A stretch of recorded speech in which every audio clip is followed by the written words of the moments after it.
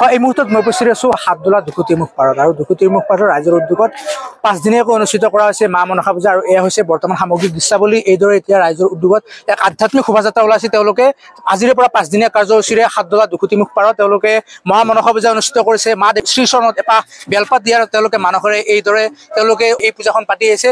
এইবেলিও তেওঁলোকে ব্যতিক্ৰম নহয়। এইবেলি হাতদোলা দুকুতিমুখ ৰাইজৰ সৌজন্যত তেওঁলোকে দ্বিতীয় বছৰৰ কাৰণে তেওঁলোকে পূজাখন অনুষ্ঠিত কৰিছে। বিষয়ববীয়াসকল আছে, তেওঁলোকৰ সৈতে আমি কথা পাতিবলৈ যত্ন কৰিম। আপোনালোকে যোৱা বছৰৰ পৰা আপোনালোকে পূজাখনটি অনুষ্ঠিত কৰিছে। মা দেৱীৰ শ্ৰীচৰণত এপাহ বেলপাত দিয়াৰ কাৰণে আপোনালোকে মানসেৰে ৰাইজৰ সৰ্বস্তৰৰ ৰাইজৰ মংগলৰ কাৰণে আপোনালোকে পূজাখন অনুষ্ঠিত কৰিছে। এইবেলিও আপোনালোকে অনুষ্ঠিত কৰিছে 5 দিনীয়া কাৰ্যসূচী, বৰ্ণাঢ্য কাৰ্যসূচী। ৰাইজৰ ইতিমধ্যে ভক্তৰ সমাগম হৈছে, আধ্যাত্মিক শোভাযাত্ৰা ওলাইছে। আপোনালোকে এই মুহূৰ্তত কি ক'ব? এই মুহূৰ্তত হয়, আমি হাতদোলা দুকুতিমুখৰ সমূহ ৰাইজৰ উদ্যোগত আমি ওলাই আহিছো। আমাৰ এই দ্বিতীয় বাৰ্ষিক মা মনসা পূজা আমি উদযাপন কৰিবলৈ ওলাইছো।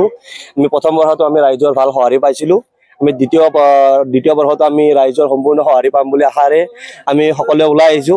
আমাৰ এতিয়া গোটেইখিনি আমাৰ ধৰি লওক গাঁৱৰ ভক্তবিলাকে লাগি দিছে ধুনীয়াকৈ। আমাৰ পূজাখন আপোনালোকে দেখা পাইছে, ধুনীয়াকৈ চলিছে আৰু আগন্তুক 5 দিন আমি ধুনীয়াকৈ যাতে সুন্দৰভাৱে পৰিচালনা কৰি নিব পাৰো তাৰ কামনাৰে আমি গোটেইখিনি ওলাই আহিছো।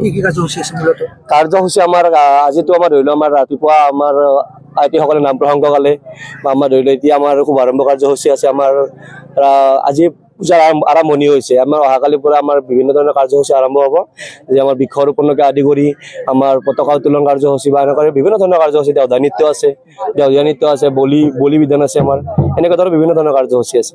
সম্পূৰ্ণ আধ্যাত্মিক পৰিৱেশে বিৰাজ কৰিছে আপোনালোকৰ দুকুতিমুখ ৰাইজৰ মাজত। হয়, আমি বৰ্ণাঢ্য কাৰ্যসূচীৰে মনসা পূজা ভাগি কৰিবলৈ লৈছো। ইয়াতে প্ৰাচীন দেৱধ্বনি নৃত্য আছে বিশেষ আকৰ্ষণ। প্ৰাচীন দেৱধ্বনি নৃত্যক কেন্দ্ৰ কৰি আমাৰ মা মনসা পূজা ভাগ অনুষ্ঠিত হয়। আমি এই বছৰ আমি দ্বিতীয় বৰ্ষত ভৰি দিছোঁ। দ্বিতীয় বৰ্ষতো ৰাইজৰ আমি স্বতঃস্ফূৰ্ত সঁহাৰি পাইছোঁ।